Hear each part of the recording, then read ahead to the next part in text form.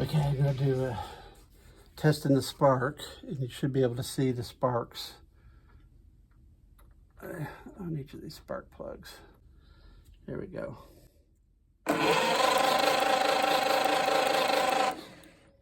Yep.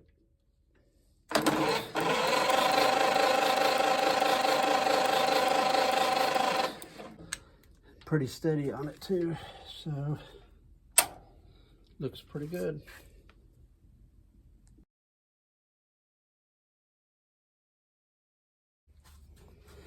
Okay, over here on the carburetor side of things, I'm gonna mount the carburetor here and this pre-bent fuel line, which I actually remember buying this 40 years ago when I was trying to get it running, and run it up here and hook it into the rubber line up there. So set that down for now. And I don't think I actually have any gasoline, so I'm gonna have to run to the gas station. And like I said, I still need to check the float level on this, but we'll go with it and see if it leaks. And I don't have the throttle linkage that comes across here. I don't have any of that connected up either. So that could be a detriment.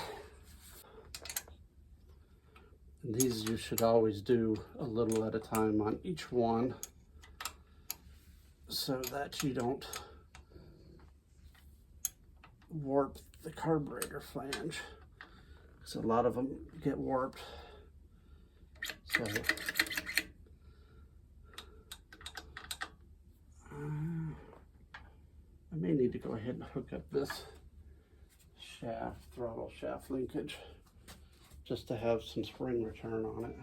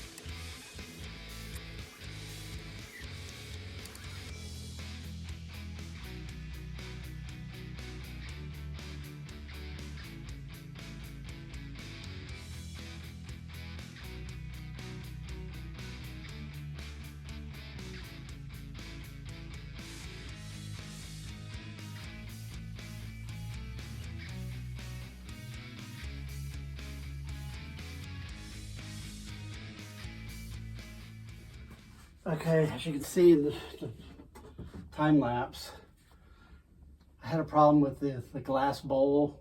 You know, it's the original rubber seal from 40 or 60 years ago, or whenever it was last replaced. So it was pretty dry and brittle, but I thought maybe it would hold, but it didn't. So I just took it out of the line here and just ran the rubber hose, took the fitting out of that so I could clamp the hose onto this fitting, because this is the compression fitting here. And I was checking to see if there's any wetness anywhere.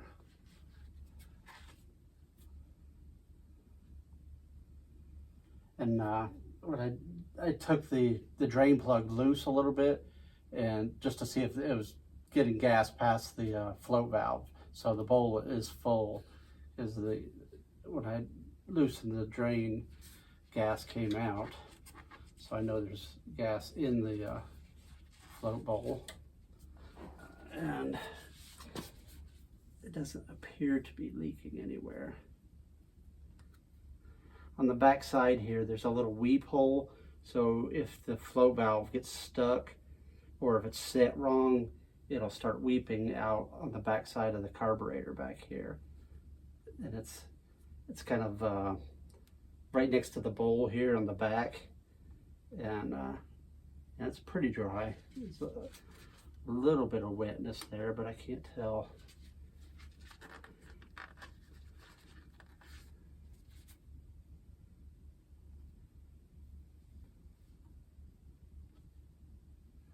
So it may be really close to the limits. So I think I'm getting pretty close to trying to crank it. You know, I tested earlier and got spark. Hopefully got the timing set right. And we got gas. I didn't put a whole lot in there because I don't have a shut-off valve on this. So the only way I could shut it off is to disconnect it here and raise the hole, so just drain the tank. But this is just a blocking right there, so I can always lower the tank if I have dripping issues. But I just wanted a little bit of gas in there right now. And now my whole basement smells like gasoline. My wife's gonna love that. What I probably need to do is open the doors and air it out in here. And then I got the battery charger on it, so you know it cranks over fine with the spark plugs out, but it's a little stiffer when the spark plugs are in. So let me air the garage out.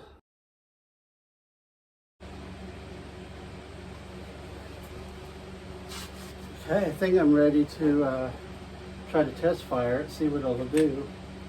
And crank it over a little bit here. Let's see if she sputters. Got the fan going just for exhaust fumes, and there's a lot of gas fumes still in here. So let me hook the battery back up. Off the charger.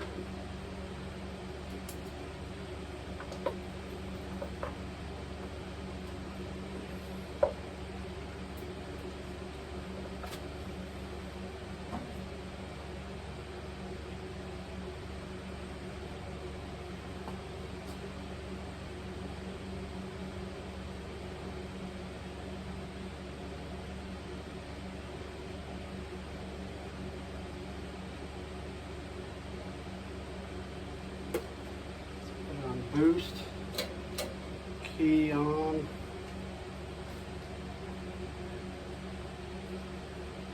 battery on.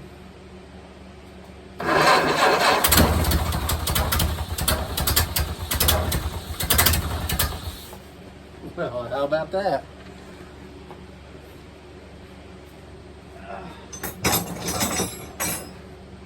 I don't have the throttle lever hooked up, so I'm going to have to turn the idle up down here.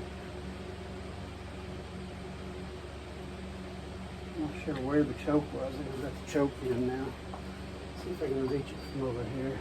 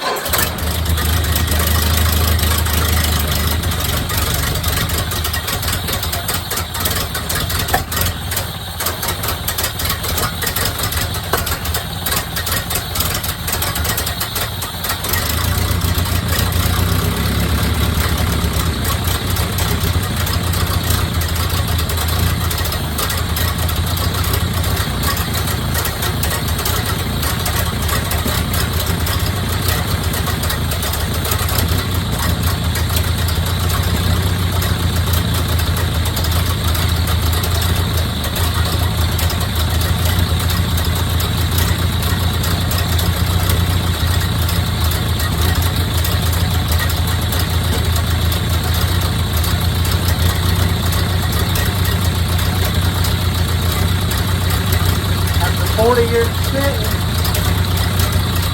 Burn away. Don't want her to get too hot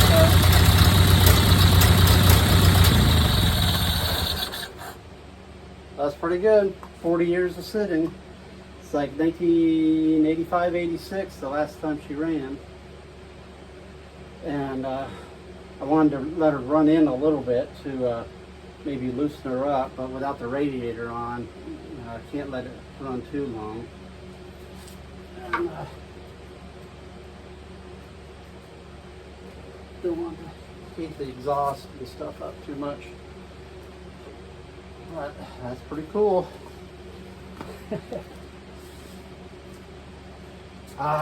Wish my dad could be here. He's up at his house in North Georgia, and I just talked to him last night, but maybe I can get him down here and I can crank it up for him and let him hear it run again. He hasn't heard it run since I got it started in mid 80s, 85, 86, somewhere in there. I got it running for him, and we drove it around the field, and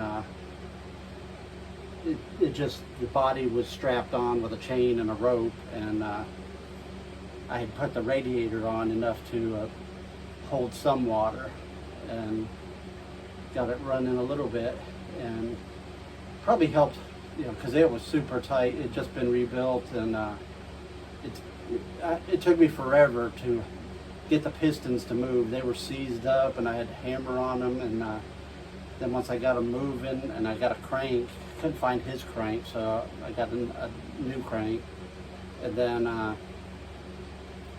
put the head back on and put it together.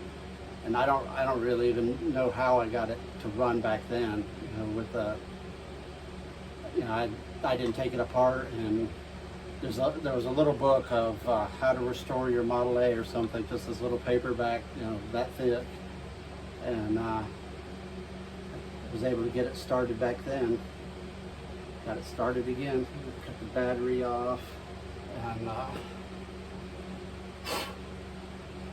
I need to look at getting the radiator on here so I can let it sit there and run and idle for a little while. And I guess I'm going to just use this radiator here, and I flushed it out, and you know, I can see where it's leaking, but I don't really want to mess with it anymore. Then, you know, you can make them leak worse. So I need to let this thing cool off a little bit. So I may try to, I think I used high temperature paint on this exhaust manifold. So it's like the one for your barbecue grill cook out on. So I think it's good up to 1500, 2000 degrees Fahrenheit. And I just rigged this little spring I found in my drawer just so the throttle wouldn't go crazy and be wide open. The rod I had for this is either the wrong rod, but this is it looks like it's wore out, the end of this, to where it's not a ball anymore. It's more of a, like the ball's about to fall off on it. So I didn't want to hook that up because it wasn't really returning back to idle. And I turned up the idle a little bit on it because I knew, you know, when an engine's tight, it's going to need a little bit more to keep it going. It can't really idle down like a engine that's been broke in a little bit. So that's pretty cool. Got it going. Got it puttering, sitting there idling away, and it didn't die actually. Hit the switch and shut the ignition off, and shut the battery disconnect off also, just to be doubly safe. And I don't think I have any. There's a little bit of gas leaking. I have to chase that down. Let's see where it's coming from. That's just a little bit of a weep. All right, that's it for now. and work on this radiator maybe.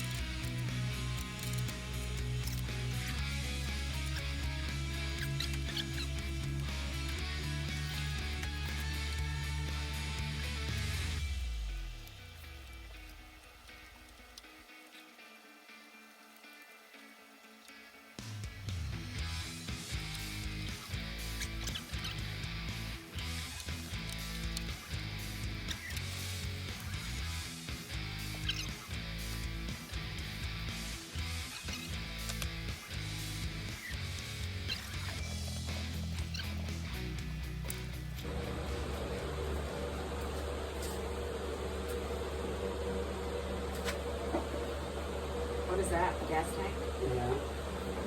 Just a temporary one.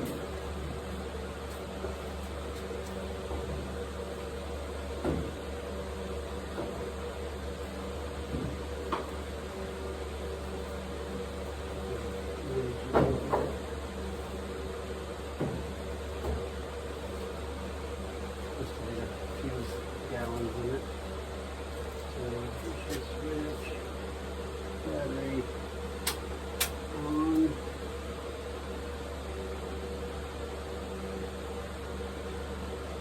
It's supposed to be warm, so she might just fire it off. Let's see.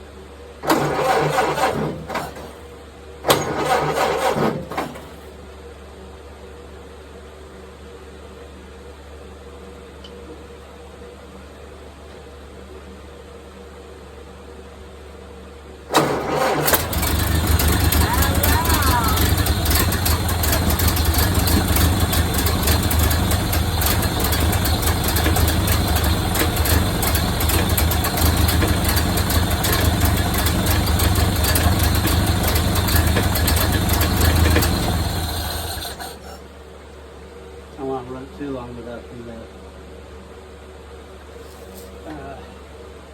That's cool. radiator connected up. That's cool. It's been about 40 years since I got it started. Did you tell your dad? No, not yet. Are you gonna tell him? You're gonna wait till you get it. I know you need to tell him, but I don't know. Yeah, It's be the better fun- to see his face when I crank uh-huh. it. I And, know. So that's why it's like I don't know. And you know, I could show him the recording, but then I don't get to see his expression. Uh-huh. So maybe not. Yeah. You're gonna wait. And Aw. That's cool, sweet. you know, since it runs good, the problem I have is the radiator. I don't have the right lower hoses, Uh-huh. so I can't run it very long. Okay. And then I got a little bit of a gas drip over here. I gotta figure out, so that's why I'm lowering the tank down, so it's Not gonna keep feeding gas in there. yeah, it's lower than the carburetor. Which is where all that smell, I guess. Which is well, some of it. I had a gas leak over here earlier, and it was just dripping everywhere, so I had to take that part off and just run this rubber hose. So Aw. I had already aired it out before I got it started. Hey, baby.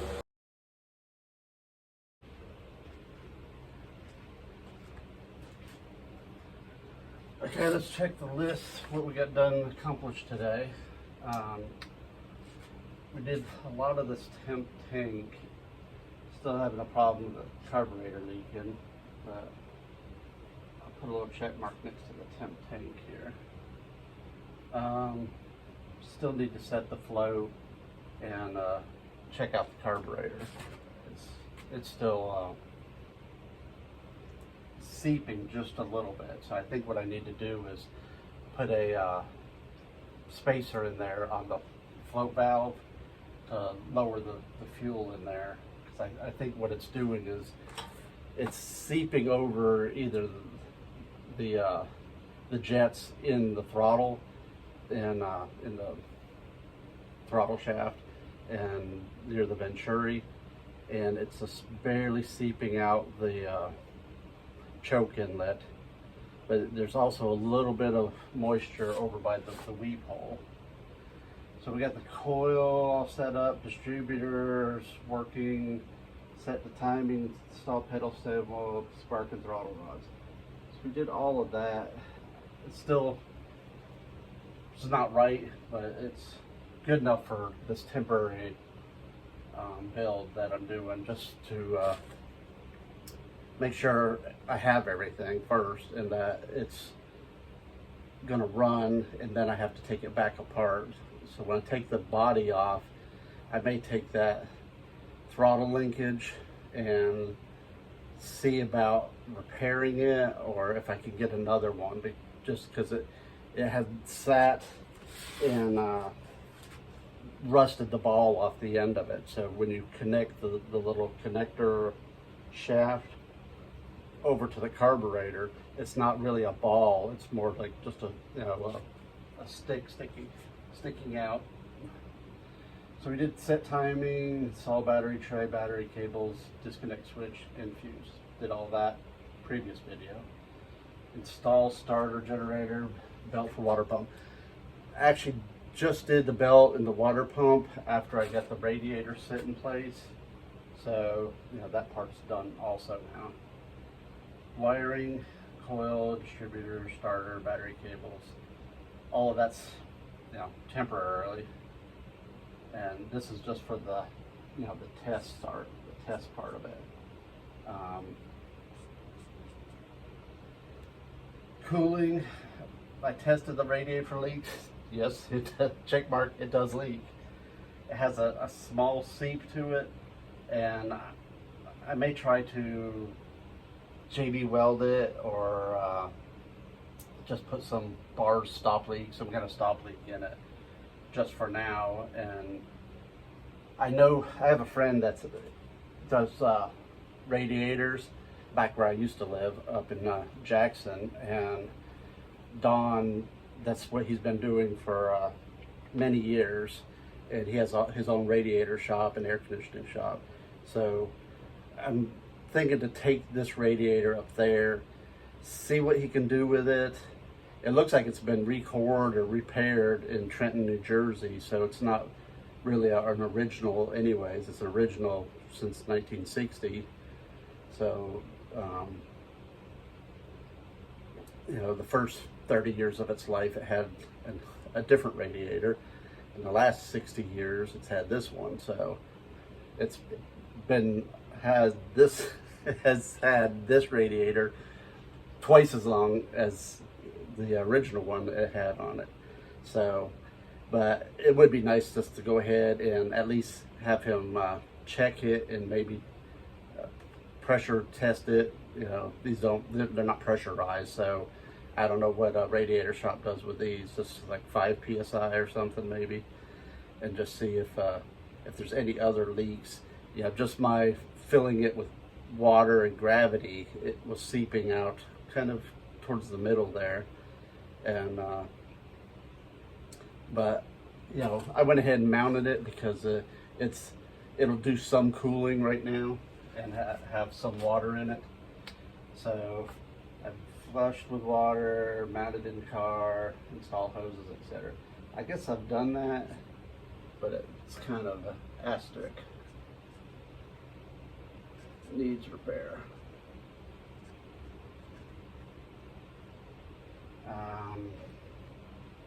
Test starter, we already did all that. Test spark, it did that. All 4 of them. I did a bunch of ohming it out and continuity testing, and on the distributor and the distributor, the start switch, the wiring that I put in, the coil. So I did a bunch of multimeter testing on that, and test start. Big check mark.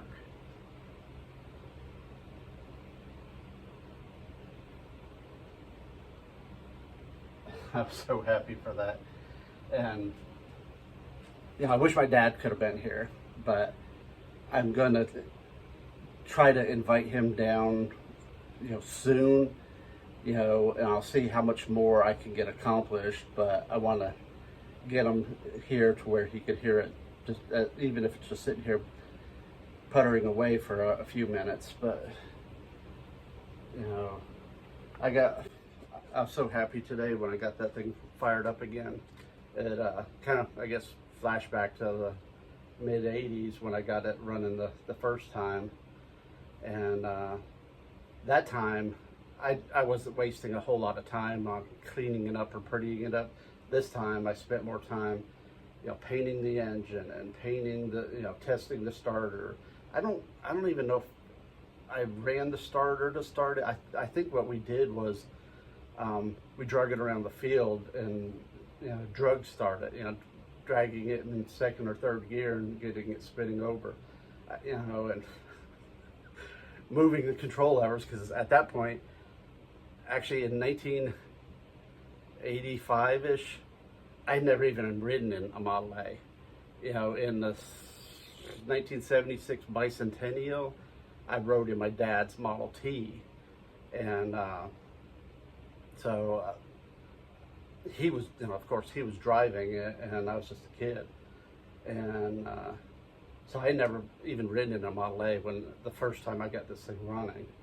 So this time I spent a lot more time, obviously 2 years ago, I spent a lot of time taking it all apart, taking all the stuff off the frame except for the engine, I guess, and sanding the frame down, painting the frame, primer and painting it, getting the body to where it would stop rusting at least, and started building it back up. And then, of course, if you watch the earlier videos, when I opened the engine up, it was kind of rusty inside because it had never really been run in and got coated with oil after the rebuild. So in 1985, I never pulled the oil pan, so I don't know at that point how rusty it was and how bad it is. So anyways, the next thing I guess I really need to work on is finish the radiator. I went through some of my other boxes in storage, and I found the hose that I used 40 years ago, so it's a good hose, and it was probably off a 57 Chevy or some other car that I had around, and I just cut the hose to make it fit. It's not made for a Model A, but it has a good enough angle to it that it works. So for right now, I just put that hose on there. I need to, I guess, the pipe I have, either get 2 short hoses for it or get the right pipe with the petcock on it. I need to check. This is like I think it's May 1929. So I'm not, lower radiator hose pipes, there's like 5 different ones. From this time period to this time period, it had this angle on it, then it's this angle, then it's like petcock this far away, then petcock this far away. So there's about 5 or 6 different lower radiator hoses that you have to watch out for it to be correct. And since I'm gonna have to buy one, I guess I need to try to get the correct one. So I need to still kind of work on that, but this hose will work for now until I get this, radiator repaired. And like I said, my dad has another radiator that was in his 28, and I could flush it out and see if it was leaking. It was the previous owner. He just threw it in with the car because he was getting out of Model A's. So see if my dad knows where that radiator is either. It's up in his barn somewhere probably. But I could switch it out, at least for now, and then get this one repaired. But next steps, doesn't have any brakes on it, and these tires are totally shot, and there's one that's like split with the tube poking out. So and these rims are very rusty. I started sanding one rim, and you know, these spokes just take forever, especially when it's this rusty. I really need to just, well, I don't have a sandblaster, and my air compressor's not even hooked up to electricity right now. So I don't know if I could find somebody local that would sandblast them, or you know, I may go back to my videos last year where I was doing brush removal with acid, and or make a tub out of 2x4s and plywood and a tarp, and soak them in that, and it'll remove a lot of the rust. And it works good because it removes the rust, but anything that's painted, it doesn't really mess with. So you just have to watch it, and, you know, soak it and rinse it, and then finish working it after you get the rust all gone, and put some you know, rust stopper on it. So I got to work on the wheels. Have another set of wheels, but they're kind of they're red with white walls. Some hot rodder was just selling them because he was going to turn his two-door in I think he had a 32 door, but he had these 21-inch wheels on it, so that wasn't right anyways. But I got some red wheels. Here, let me show you one.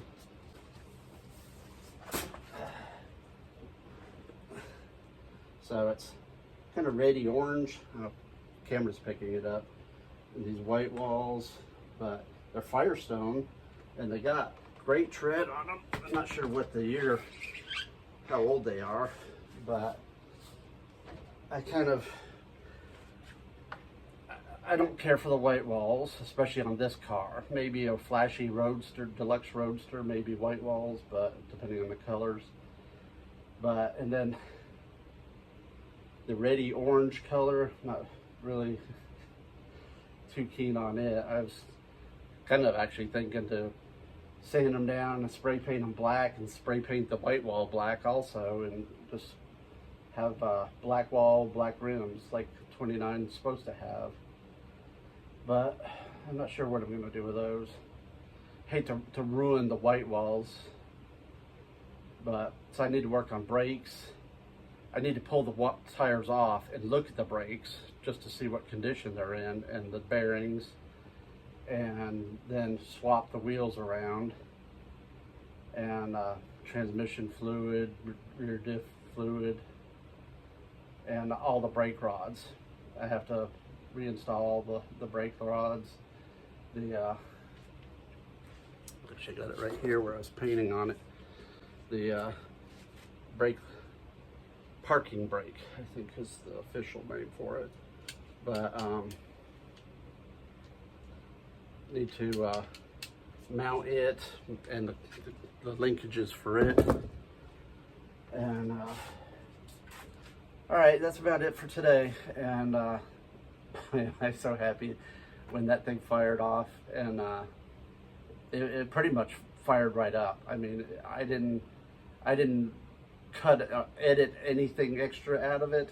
It was just a few revolutions, and she fired, and she kept stuttering a little bit, and I may have to tweak the timing a little bit. It's harder to do it when you're not sitting in the driver's seat, you know. But I need to get it running long enough to set the carburetor, and then I'll go back and forth between the timing and the carburetor. And oh, look at that right here. I need to put the cutout on the generator too, so she'll start charging. Which is just a cutout, you know, and a wire. And anyways, all right, everybody, take care. Hit like and subscribe. And I'm happy it fired up. Take care, everybody.